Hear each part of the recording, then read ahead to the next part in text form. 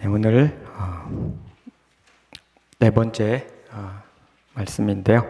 하나님의 꿈을 꾸는 기쁨이라는 제목으로 말씀을 나누도록 하겠습니다. 하나님은 꿈을 꾸시는 하나님이십니다. 꿈을 꾸시는 하나님이라고 성경에 딱 나와 있지는 않는데요.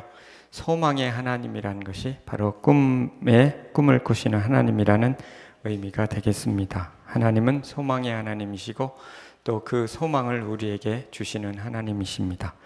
또 꿈을 주시는 하나님이십니다. 저는 그 영과 혼과 그 육에 대해서 이렇게 영혼에 대해서 관심이 좀 있어서 그것에 대해서 이렇게 공부를 해본 적이 있는데 여러분들이 그런 거에 대해서 이제 말씀을 하셨습니다. 그 중에 기억이 나는 것은 달라스 윌라드 목사님, 또 존 비비어 이런 분들이 그런 영과 혼과 육에 대해서 이렇게 연구를 해놓은 것들을 보게 되었는데 그 중에 기억나는 것은 존 비비어의 그 영, 혼, 육에 관해서 영의 역할에 관해서 이런 말을 합니다. 영은 하나님을 예배하는 것이고 또 한 가지 기능이 있는데 그것은 그 비전을 갖는 것이 바로 영의 역할이다. 그만큼 영이 우리의 마음의 가장 깊은 곳에 있는데 그것은 예배와 이 비전을 품게 하는 그런 역할을 한다는 거죠. 그만큼 이 비전이라는 것이 인간에게 있어서 중요하다는 거죠. 꿈이라는 거예요. 결국 우리의 인간의 가장 깊은 내면에 뭔가를 예배하는 마음이 있고요. 또 한 가지는 꿈이라는 게 있다는 겁니다. 그 꿈이 삶을 이끌어 간다는 거죠. 그 예배와 꿈이 아주 밀접하게 연관이 되어 있다는 거죠. 그래서 만약에 꿈이 없으면 큰 방황을 하게 되는 거고요. 또 꿈이 있지만 잘못된 꿈이 있고요. 잘못된 소망이 있는 거죠. 그래서 하나님을 올바로 예배할 때 일어나는 현상 중에 하나는 올바른 꿈, 하나님께서 원하시는 꿈을 갖고 살아간다 하는 것입니다. 저는 최근에 이 꿈에 관해서 한 영화를 통해서 은혜를 받게 됐는데요. Ultimate Gift라는 영화가 있습니다. 한글로 번역하면 최상의, 최고의 선물이다 이렇게 번역할 것 같은데요.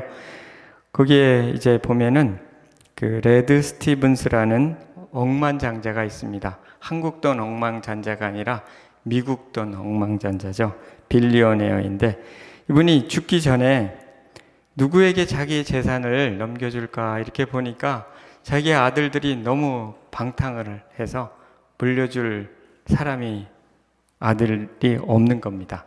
손자들을 봐도 다 방탕한 생활을, 돈이 하도 많다 보니까 방탕한 생활을 합니다.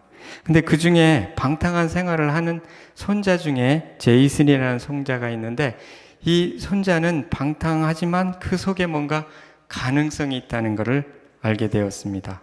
그래서 이분이 이제 죽기 전에 이 제이슨을 위해서 이제 비디오 촬영을 해 놓습니다. 그래서 이제 이 제이슨에게 물려주고 싶은데 그냥 물려줄 수는 없는 겁니다. 현재의 상태가 그걸 받을 수가 없기 때문에. 그래서 어떤 테스트를 하기 위해서 이렇게 비디오에다가 촬영을 해놨습니다. 그래서 한 가지 테스트를 지나면 그 다음 테스트가 합격이 되면 그 다음 테스트로 넘어갑니다. 그렇게 해서 계속 테스트를 해나가는데요. 첫 번째 테스트는 일을 하도록 합니다. 어디 멀리 가서 이렇게 말뚝을 박는 일을 하게 하고요. 그 일의 가치를 배우게 되죠. 결국 그것이 하나의 선물입니다. 일이 얼마나 소중한가를 가르치고요. 돌아오면 또 비디오를 그 후견인이 보여줍니다. 그 다음엔 참 진실된 친구를 찾아오라 그럽니다. 진실된 친구를 찾아오라는데 누굴 만났냐면 아주 희귀병으로 죽어가는 아이와 엄마를 만납니다.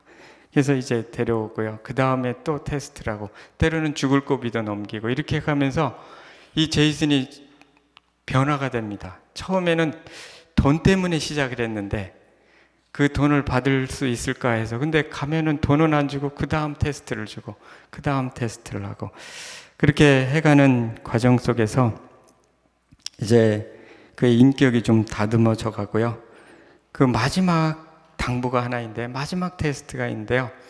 그 테스트에 이제 합격을 하는데, 이런 합격을 하니까 이 할아버지가 나타나서 다시 이제부터는 자유롭게 꿈을 꾸라, 이렇게 당부를 합니다. 마지막에 이제 꿈을 꾸라는 거죠. 근데 이 꿈이 뭐냐면, 그 당시에 자기가 무슨 꿈인지는 알 수가 없지만 그 아이, 그 불치병으로 죽어가는 아이를 생각하면서 그의 꿈이 뭐가 되냐면, 그런 불치병으로 죽어가는 아이와 가족을 위한 어떤 센터를 만드는 게 하나의 꿈이 되었습니다. 그래서 그 센터를 만들려고 하니까 프로젝트가 한 1억 달러가 듭니다. 그래서 1억 달러를 드는데, 그때 이 후견인이 1억 달러 체크를 줍니다. 그래서 그걸 해보라고. 그래서 1억 달러를 주고 나머지 2억 몇천만 달러는 은행에서 융자를 얻어서 그 센터를 짓습니다. 그러면서 이런 말을 합니다. 나의 꿈이 무엇인지 모르겠지만 나는 다른 사람의 꿈을 돕는 사람이 되고 싶다. 자기의 그 돈을 위한 꿈은 어느덧 사라지고 다른 사람을 돕는 사람이 되고 싶다. 이런 고백을 하게 됩니다. 이때쯤 돼서 그 후견인이 나타나서 20억 달러의 전 재산을 줍니다. 이제는 모든 게 다 합격했기 때문에 그 재산을 이렇게 핸들할 수 있는 그런 상태가 되었기 때문에 20억 달러에 해당하는 모든 재산을 다 넘겨줍니다. 그런 그때 비로소 이런 20억 달러를 책임질 수 있는 그런 사람으로 변해 있는 것을 보게 됩니다. 여기서 보면은 뭔가 처음에는 자기가 돈을 벌려고 시작했는데 나중에는 뭔가 더 큰 꿈이 있다는 것을 발견하게 되는데요. 이거는 사실은 그 할아버지가 꾸었던 그 꿈인 것입니다. 그래서 자기 개인적인 꿈보다는 더 큰 다른 사람들을 어떤 돕고자 하는 그런 꿈을 갖게 됐다는 걸 알게 되는 거. 또 한 가지는 뭔가 훈련이라는 게 중요하다는 겁니다. 이 할아버지가 살아생전에 이런 식으로 자식을 이렇게 훈련을 시켰다면 그 중에 하나에게는 줄 수가 있었는데 아마 훈련시키지 못했던 것 같습니다. 계속 이렇게 테스트를 해가면서 그 손자인데요.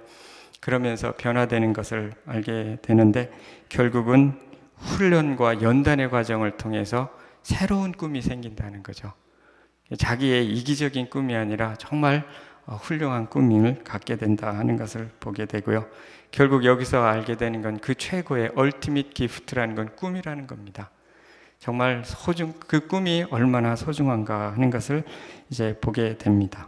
그것을 보면서 하나님도 우리에게, 하나님이 자녀에게 자신의 유산을 주시고자 하신다는 것, 그 빌리언 에어가 주려고 했던 것처럼 우리에게 유산을 주기를 원하신다. 기업이라는 말을 성경에 많이 하지 않습니까? 그리고 그 기업을 받기에 합당한 사람으로 우리를 훈련시켜 가신다 하는 것을 알게 됩니다. 아브라함을 생각하면요, 아브라함을 75세에 이렇게 선택을 하셔서 계속 그를 훈련시켜 가시죠. 그런 훈련해 가는 과정 속에서 아브라함이 뭔가 모르지만 순종하면서 따라가면서 그의 꿈도 점차 변화돼 가고요. 나중에는 정말 하나님께서 주시는 그 꿈, 이삭을 드릴 때쯤 되어서 그는 비로소 하나님께서 그를 통하여 놀라운 꿈들을 새롭게 해주시고 깨닫게 해주시는 것을 알게 됩니다. 그의 인간적인 방법과 꿈들은 다 내려놓게 되고 하나님 주시는 꿈을 꾸며 살아가는 사람이 되가는 것을 알게 되고요. 아브라함 그랬고 이삭과 그랬고 야곱도 그렇고 계속 그런 과정을 겪어가는 것을 우리는 성경을 통해서 알 수 있습니다. 또 예수 믿는 우리에게도 예수님께서 동일한 과정을 겪으면서 우리에게 꿈을 꾸도록 하십니다.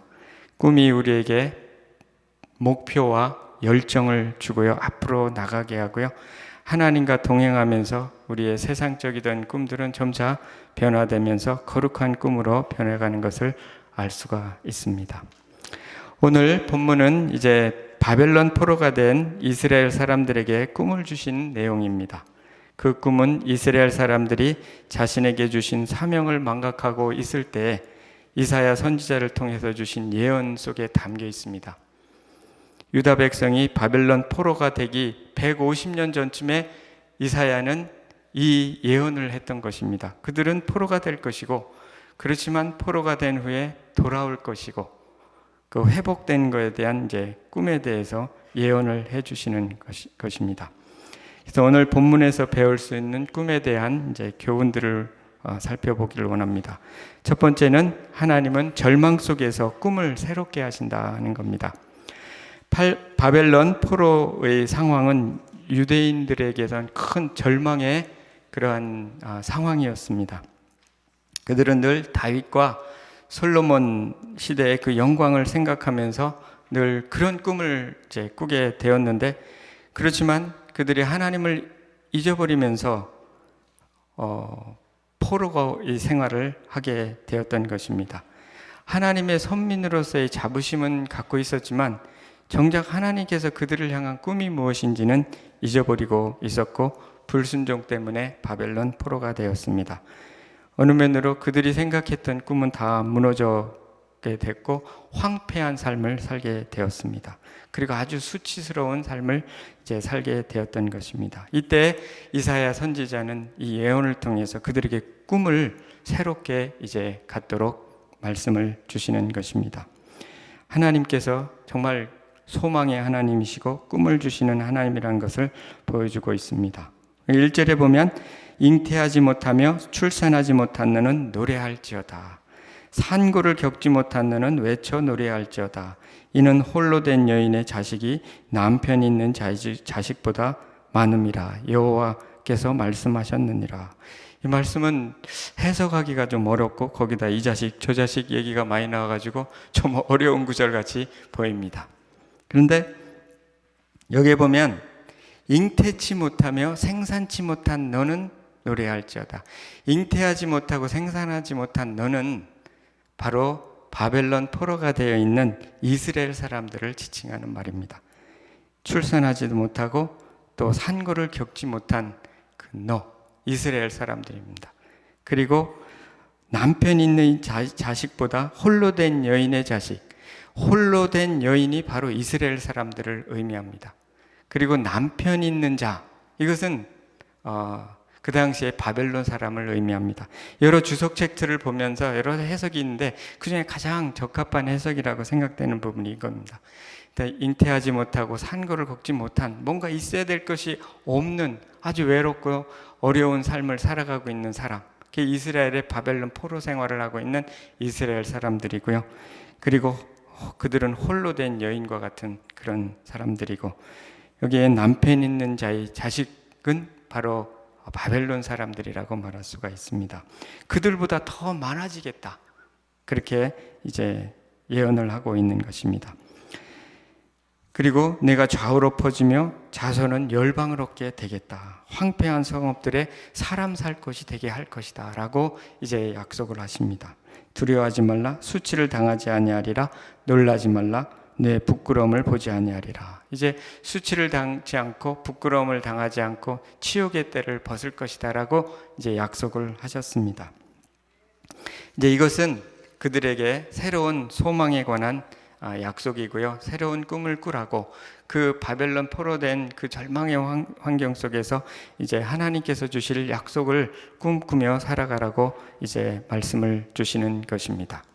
이같이 하나님께서는 절망 속에서 꿈을 새롭게 해주신다는 거죠. 사실 이 꿈은 예전에도 주셨던 꿈들인데 그 환경 속에서 하나님께서 새롭게 이제 깨어진 상태에서 꿈을 주신다는 것입니다. 하나님께서 일하실 때 뭔가를 깨어진 파편 조각을 갖다가 이렇게 다시 모아서 아름다운 작품으로 만드시는 하나님이시라는 것을 알 수가 있습니다. 더치 시츠의 꿈꾸는 본성을 깨우라는 책이 있는데요. 거기에 이렇게 이런 글이 있습니다. 예화가인데 한번 보겠습니다. 이란 테헤란에 있는 왕궁에는 세계에서 가장 아름다운 모자이크 작품 중 하나가 있다. 천장과 벽은 여러 각도로 굴절되는 다이아몬드처럼 영롱한 빛을 내고 있다. 그러나 이 놀라운 작품을 만들기 위해 담당 건축자는 파괴의 힘을 역이용했다. 원래 이 궁을 디자인했을 때 건축자는 벽면에 거대한 유리 거울을 붙일 계획이었다. 그러나 프랑스 파리에서 주문한 유리 거울이 도착했을 때 자재 조달업자는 충격에 빠졌다. 산산조각이 나 있었던 것이다.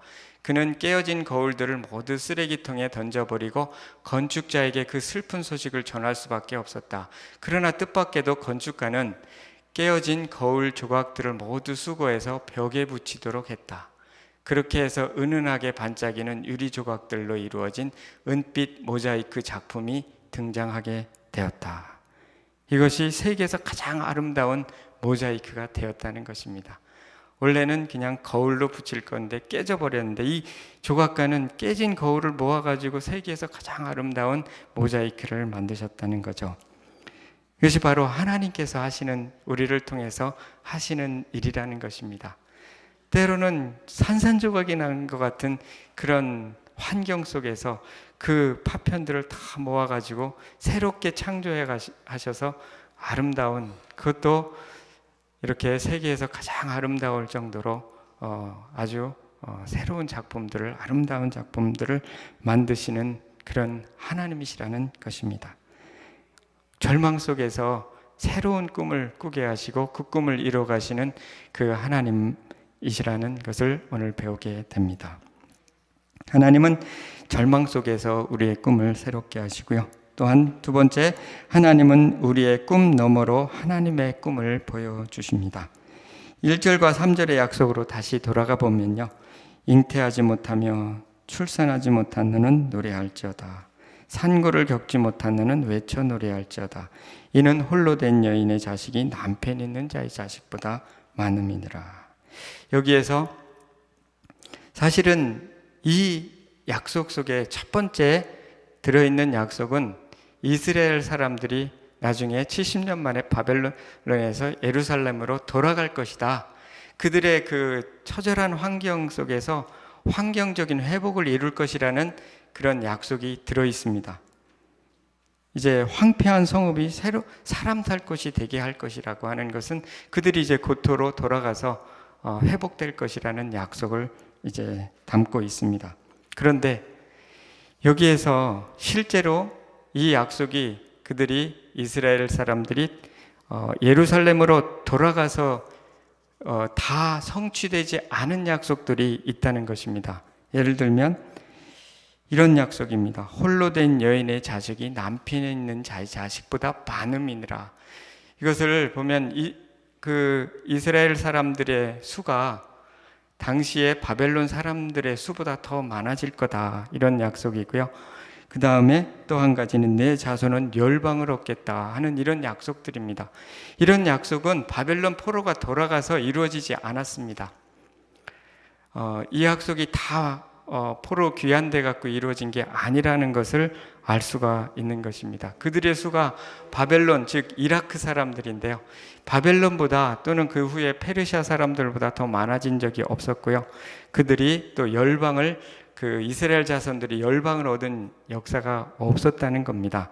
그들이 돌아가서 예수님 오실 때까지 이런 일들은 없었죠. 결국 이 약속은 뭐냐면 예수 그리스도 안에서 이루어질 약속들이 이 속에 포함되어 있는 것입니다. 예수 그리스도 안에서 많은 믿는 자들이 이 이방 사람들보다 더 많아질 것이다 라고 하는, 바벨론 사람보다 더 많아진 적은 언제냐면 예수님 안에서 이루어졌고요. 결국은 이것이 마지막 때에 이루어질 약속들이라는 것입니다. 그리고 열방을 얻겠다는 약속, 이런 약속들은 예수 그리스도 안에서 비로소 성취되는 약속입니다. 모든 구약의 선지서들은요, 사실은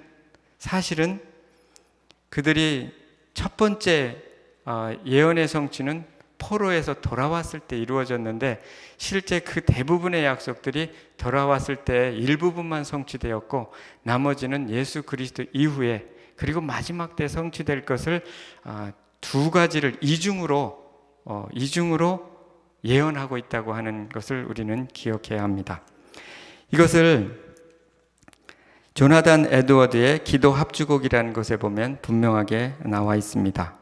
한번 보겠습니다. 스가랴 8장에서 선지자는 하나님께서 그의 백성을 동방에서부터 서방에서부터 구원하여 예루살렘으로 인도하실 것에 대하여 말하고 열국 백성 10명이 유다 사람 하나의 옷자락을 잡을 것에 대하여 예언하고 있다.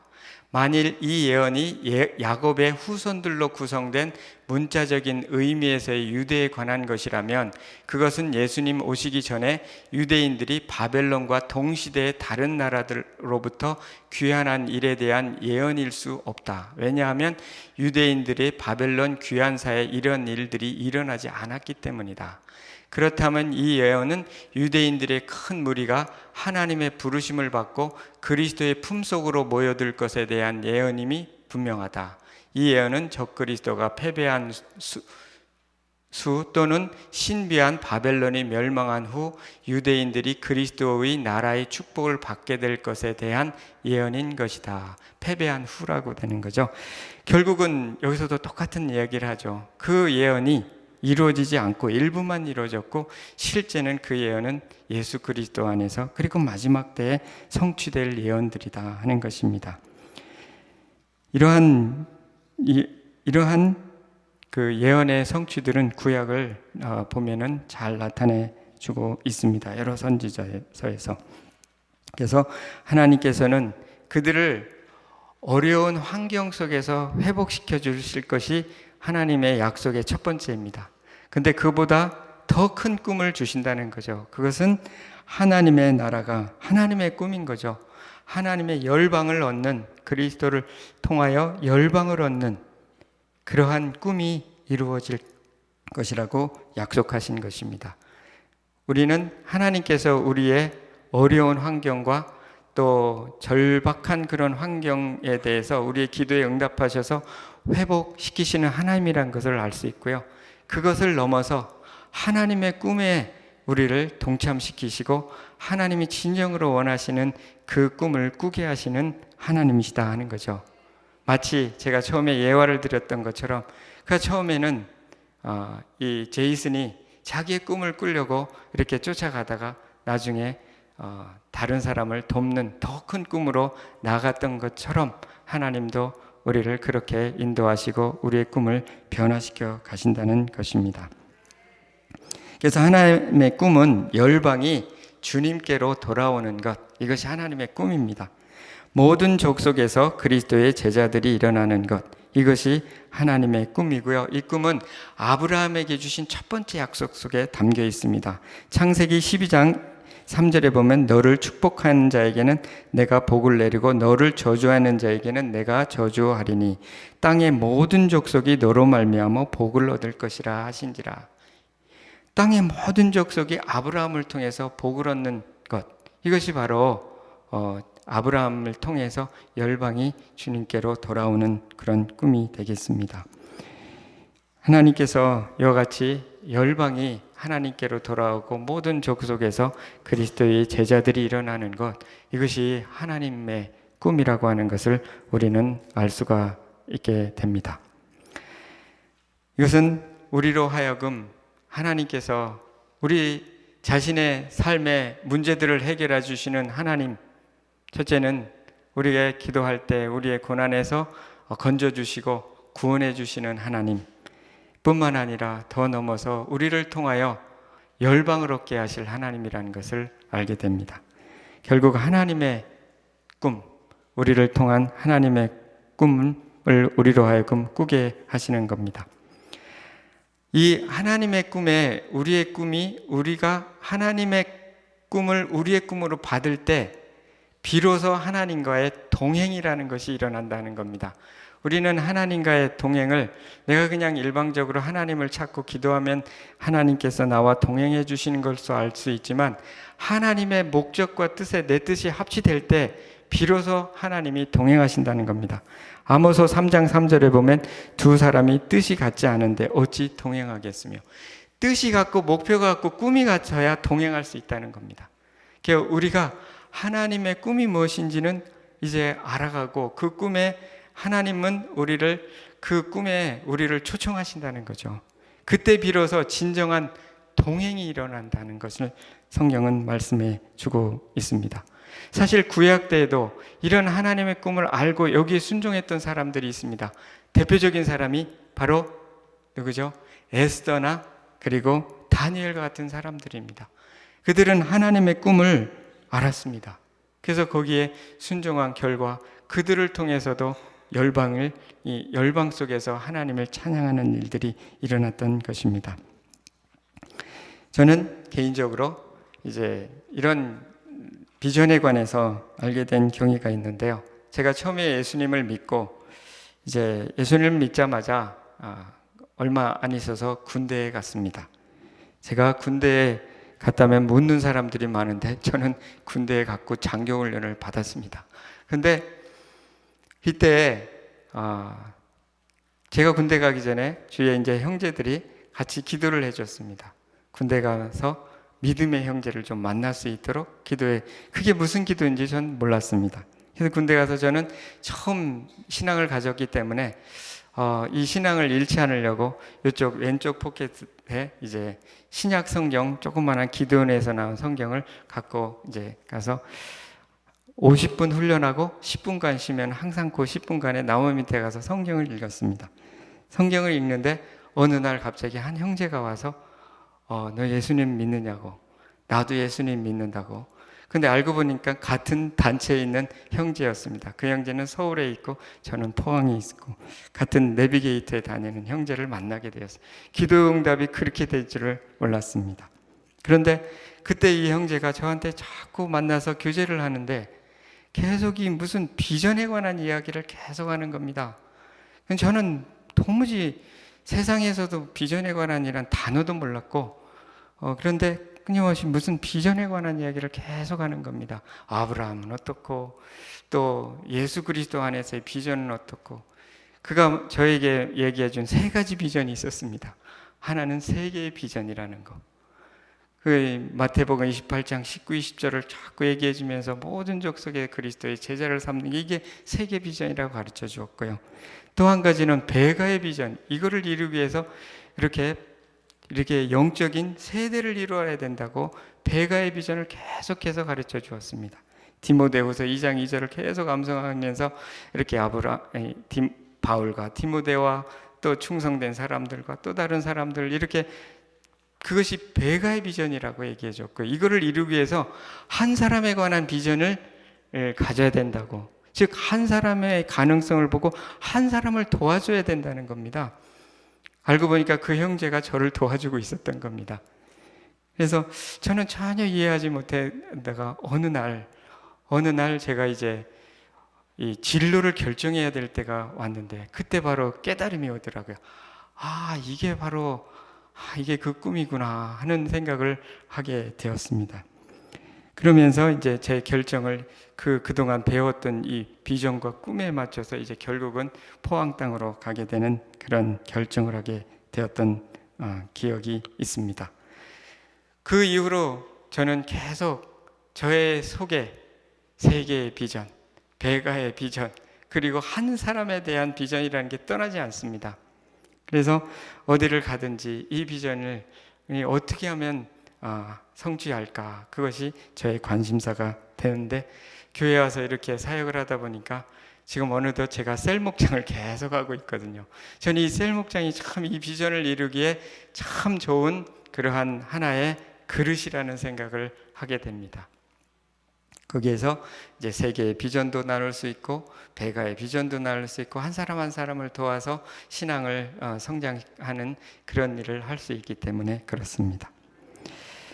이와 같이 하나님께서는 우리에게 꿈 넘어서 더 큰 하나님의 꿈으로 나아가도록 도우시는 하나님이시라는 것을 알게 됩니다. 세 번째는요, 하나님은 꿈에 동참하는 삶이 아름답다는 것입니다. 하나님은 하나님의 꿈을 이루시고요, 그 약속을 성실하게 이뤄 가십니다. 약속에 담긴 말씀들을 성실하게 이제 순종하는 것이 우리의 일이라는 것입니다. 고난과 절망 중에 우리는 눈물을 흘리게 됩니다. 바벨론의 포로가 됐던 사람들이 눈물을 흘렸죠. 눈물을 흘리며 씨를 뿌리는 자는 기쁨으로 단을 가지고 돌아오리라고 약속한 그것은 바로 바벨론 포로에서 돌아갈 때 이제 그들이 했던 노래거든요. 힘들으니까 눈물을 흘리게 되죠. 근데 눈물을 흘리는 것에서 멈추는 것이 아니라, 거기서 머무르는 것이 아니라 씨를 뿌려야 된다는 것을 배우게 됩니다. 힘든 상황 속에서 우리는 울어야 됩니다. 그러나 우리 그리스도 안에서 믿는 사람들은 이때에도 씨를 뿌려야 된다는 것입니다. 그래야 기쁨으로 단을 거두게 된다는 것입니다. 소망을 가지고 씨를 뿌리라는 거죠. 이것이 바로 하나님의 꿈을 품고, 가슴에 품고 씨를, 소망을 품고 씨를 뿌리라는 거죠. 순종하라는 겁니다. 그 말씀에 따라 순종의 씨를 뿌리고, 또 기도의 씨를 뿌리고, 눈물과 함께 이런 씨들을 뿌려나가도록 말씀하고 있는 것입니다. 그래서 이스라엘 사람들이 그 가운데서도 눈물을 흘리며 씨를 뿌렸기 때문에 돌아갈 때 참 꿈꾸는 것 같았도다라고 얘기한 것처럼, 그들이 하나님께서 놀라운 기회를 주실 때 그들은 춤추며 찬양할 수 있었던 것입니다. 어떤 씨를 뿌려야 할까요? 첫째는 약속의 성취를 꿈꿔야 됩니다. 하나님께서 이스라엘 사람들에게 절망 속에서 주셨던, 내 장막터를 넓히며 내 처소의 휘장을 아끼지 말고 널리 펴고, 이렇게 또 그 약속을 이루실 것을 꿈꾸라는 거죠. 열방이, 내 자손이 열방에 얻을 것이라는 것, 홀로 된 여인의 자식이 남편 있는 자식보다 언젠가 많아질 거라는 것, 이 꿈을 꾸라는 거죠. 결국 이 꿈을 꾸는 것이 우리가 할 일입니다. 묵시가 없으면 백성이 방자히 행하거니와 율법을 지키는 자는 복이 있느니라고 잠언 29장 18절에 말씀하신 것, 묵시가 바로 비전이요 꿈이죠. 이것이 있어야, 이것이 없으면 방자히 행하게 된다는 겁니다. 늘 그리스도 안에서 꿈을 꾸는 여러분 되시기를 소원합니다. 이 꿈은 사실은 여러 가지 꿈이지만 1차적으로는요, 교회 부흥에 관한 꿈입니다. 그들이 바벨론 포로에 돌아와서 새롭게 이제 예루살렘에서 하나님을 성전에서 성전을 다시 짓고 예배할 것에 대한 꿈이죠. 우리에게도 이런 꿈을 주신 줄 믿습니다. 부흥에 관한 꿈입니다. 이제 2, 3주 안에 갈 것 같은데요. 꿈을 꾸고 계시나요? 부흥에 관한 꿈을 꾸도록 말씀하고 계신 겁니다. 교회에 대한 부흥. 일단 하나님 나라가 번성하고 교회가 번성해야 우리의 가정도 번성할 줄 믿습니다.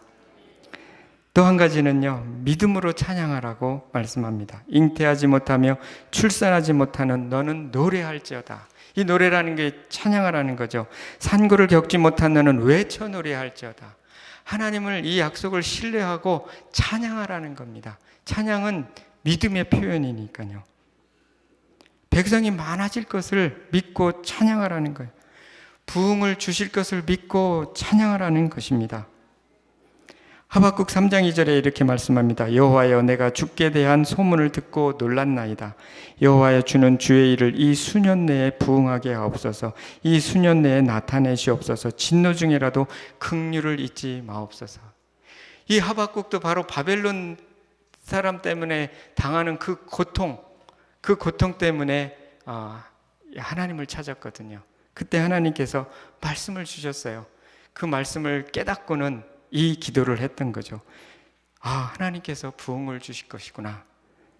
수년 내에 부흥을 주시옵소서라고 했던 그런 기도입니다. 하박국이 드렸던 이 기도처럼 우리도 우리에게 부흥을 주실 것을 믿고 찬양하고 기도하는 여러분 되시기를 소원합니다. 또 한 가지는 지경을 확장시키라는 거죠. 우리가 뿌려야 될 씨 중에 현재에 머물지 말고 54장 2절에 내 장막터를 넓히며 내 처소의 휘장을 아끼지 말고 널리 펴되 너희 줄을 길게 하며 내 말뚝을 견고히 할지어다. 여기서 장막터를 넓히며, 장막은 예배하는 것이에요. 터를 넓히고, 휘장도 그 성막이잖아요. 성막에를 널리 피라는 거예요. 그릇을 만들으라는 겁니다. 부흥을 주실 것이기 때문에 장막터를 넓히고. 저희도 여기에서 9년 동안 있다가 저 큰 넓은 장막터로 옮겨주시는 하나님이십니다. 그래서 장막터를 이제 넓혀주셨지 않습니까? 우리의 예배의 영역을 넓히고요, 우리의 기도의 영역을 더욱더 넓혀가라는 뜻이기도 합니다. 우리가 아직도 믿지 않는 사람들을 위해서 더 기도해야 되고요, 그리고 다른 사람들을 위해서, 열방을 위해서 더 기도하라고 장막터를 넓혀주시는 줄 믿습니다. 복음의 영역을 더 넓히는 것이 필요합니다. 그래서 우리에게 영혼 구원의 대상들을 위해서, 또 셀 목장에서 또 더 전도에 힘쓰도록, 이제 들어가면 또 새롭게 해피나이트 할 텐데, 안 믿는 사람 복음의 영역을 더 우리들에게 넓히기 위해서 장막터를 주시는 줄 믿습니다. 선교의 영역을 넓혀가고요, 사역의 영역을 넓혀가는 것을 의미합니다. 우리의 여러 가지 사역들을 더욱더 확장시켜 나가실 하나님을 바라보면서 우리가 준비해야 될 줄 믿습니다. 내년도 사역을 봉사하고 사역하는 것도 조금 더 넓게 우리가 목표를 잡아야 될 줄 믿습니다. 그리고 셀 목장도 더 넓힐 거, 목자들도 많이 계시잖아요. 현재도 힘든데, 하지만 하나님께서 넓히실 줄 믿습니다. 더 셀 목장도 넓혀질 것, 목원들을 더 영입하고 또 분가의 계획을 세우고 하는 거죠. 저는 올해 비전 스쿨을 함께 강의하면서 한 가지 경험한 게 있는데요. 이 비전 스쿨에서 굉장히 이 비전을 강조했어요. 초점 맞춰서 세계의 비전, 배가의 비전, 1대1에 관한 비전, 이런 것들을 나눴는데요. 제가 교회에 와서 이렇게 사람들이 눈빛이 이렇게 굉장히 밝아지고 그리고 활력이 생기는 것을 본 적이, 이런 어떤 소그룹의 활동이라든지 이런 사역을 통해서 아주 분명하고 변화를 경험한 적이 아마 처음인 것 같습니다. 이같이 비전이라는 게 중요하구나 하는 것을 저 스스로 깨달았습니다. 우리는 비전을 자꾸 나눠야 되고요, 꿈을 자꾸 나눌 필요가 있다는 거죠. 이것이 전달되기 때문에 활력이 생기는 것을 알 수가 있습니다. 사역의 영역도 넓히고요, 우리의 생각과 배움의 영역, 지식의 영역을 넓혀야 된다는 것을 의미합니다. 우리의 장막터를 넓히는 것 중에 우리의 생각이 넓어져야 다른 것들이 다 넓어지기 때문에 우리가 생각과 배움의 영역, 우리 교회가 추구하고 있는 평생학습, 계속해서 지식의 영역을 넓혀가는 여러분 되시기를 소원합니다. 사업과 직장의 영역도 더 넓혀질 것을 생각하고요, 우리의 자녀들의 삶이 더욱 뻗어갈 것을 생각하고 준비할 필요가 있다, 기도할 필요가 있다는 것입니다. 저는 올해 초에 올 한 해 동안에 붙들고 갈 말씀 중에 하나가 바로 이 이사야 54장 1절에서 5절까지의 말씀이었습니다. 그래서 늘 장막터를 좀 넓혀달라고 기도했는데, 이게 어떤 장막터를 넓혀질까는 잘 알 수가 없었는데, 지금 돌아보니까 올해 저에게 장막터를 넓혀준 것은 저에게 책을 하나 쓰게 하셨던 것 같습니다. 그래서 책을 통해서 많은 분들에게 그래도 도움도 드렸고, 그리고 그것을 통해서 아버지 학교도 하고, 저로서는 장막터가 넓혀졌습니다. 새로운 사역을 할 수 있는 장막터가 넓혀졌고요, 아까도 말씀드린 그 비전 스쿨을 통해서 새로운 경험을 하게 되고 가능성도 보게 되고 1대1 프로그램도 한번 해봤는데 그것도 좋았고, 이것이 저에게는 장막터가 넓혀진 것입니다. 사실은 또 한 가지가 있는데요. 제가 이렇게 전도를 하다가 시온마켓에서 전도하다가 한 분이 성경 공부를 해달라 그래서 거기에서 자신이 사람들을 모아올 테니까 성경 공부 해달라 그래서 거기서 한 몇 개월 성경 공부, 이제 10월이면 다 마감할 것 같은데요, 몇 개월 동안 성경 공부를 또 했습니다. 그것도 저한테는 새로운 장막이었습니다. 생각지 못했던 것인데요, 이같이 장막터를 넓히며 처소의 휘장을 아끼지 말고 널리 펴고 줄을 길게 하는 것, 그것이 우리가 해야 할 일입니다. 믿음을 가지고 계속해서 넓히시는 여러분 되시기를 소원합니다. 네 번째는 기초를 견고히 하라는 거죠. 넓이와 함께 말뚝을 견고히 할지어다 말씀하셨습니다. 넓게 함께 해야 될 것이 깊이를 더해가는 것입니다. 신앙의 말뚝일 수 있습니다. 기초고요.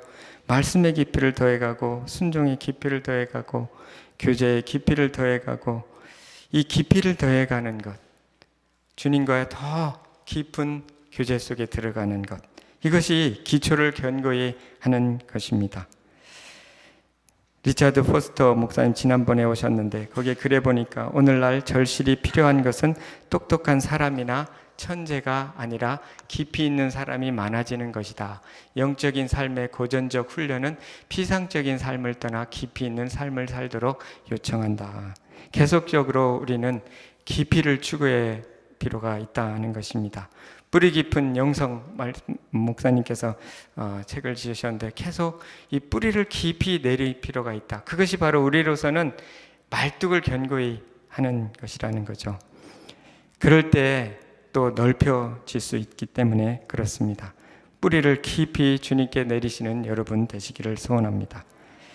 그렇지만 진정한 꿈은 하나님을 더 깊이 아는 것이라고 하는 것을 보게 됩니다. 오늘 5절 말씀에 보면 이는 너를 지으신 네가 내 남편이시라. 그의 이름은 만군의 여호와시며 내 구속자는 이스라엘의 거룩한 이시라. 그는 온 땅의 하나님이라 일컬음을 받으실 것이라. 결국은 이 모든 것을 주관하시고 이루실 주님, 그 주님을 알고 그분께 영광 돌리는 것, 그것이 바로 주님을 인정하는 것이죠. 남편 되신 주님이시죠. 그리고 만군의 여호와시죠. 또 구속자가 되시고 거룩하신 하나님, 온 땅의 하나님 되신 그 하나님을 인정하는 것, 그것이 바로 하나님께서 정말 원하시는 꿈인 것입니다. 그리고 이런 일이 온 땅에 이루어지는 것, 이것이 바로 하나님의 영광을 드러내고 하나님의 영광을 인정하고 찬양하는 것, 그것이 진정한 꿈인 줄 믿습니다. 정말 복음이라는 것은 뭐냐면 이 존 파이퍼 목사님이 복음이란 우리가 그리스도의 얼굴에서 하나님의 영광을 궁극적으로 완전하게 누린다는 좋은 소식이다. 우리가 복음의 핵심은 우리가 그리스도의 얼굴에서 하나님의 영광을 궁극적으로 완전하게 누릴 수 있는 것. 그래서 꿈을 이루는 신은 하나님을 기억하면서 그 주님의 안에 있는 그 영광을 우리가 온전히 누리게 되는 것, 그리고 그것을 기뻐하고 감사하고 찬양하는 것, 그것이 우리가 하나님 앞에서 진정으로 할 일이다. 꿈을 이루시는 하나님, 그분과 동행하는 기쁨을 누리는 여러분 되시기를 소원합니다. 기도하겠습니다. 하나님 아버지, 우리에게 꿈을 주시는 하나님, 그 꿈을 성취하시는 여호와 하나님을 인해서 감사와 찬양을 드립니다. 바벨론 포로가 되었던 이스라엘 사람들에게 주셨던 그 꿈과 회복의 비전을 저희들에게 주시는 줄 믿습니다. 장막터를 넓히며 처소의 휘장을 아끼지 말고 널리 펴되 내 줄을 길게 하며 말뚝을 견고히 할지어다. 이는 내가 좌우로 퍼지며 내 자손은 열방을 얻을 것이라고 약속하여 주셨습니다. 저희들을 통해서 이와 같은 약속들이 이루어지며 저희 교회를 통해서 이와 같은 약속들이 이루어질 수 있도록 축복하여 주시기를 원합니다. 새롭게 넓혀지는 장막터에서 새롭게 주님과 함께 아름다운 꿈을 꾸며 주님께 영광 돌리는 저희 새생명 비전교회 될 수 있도록 축복하여 주시고 인도하여 주옵소서. 감사하며 예수님 이름으로 기도합니다.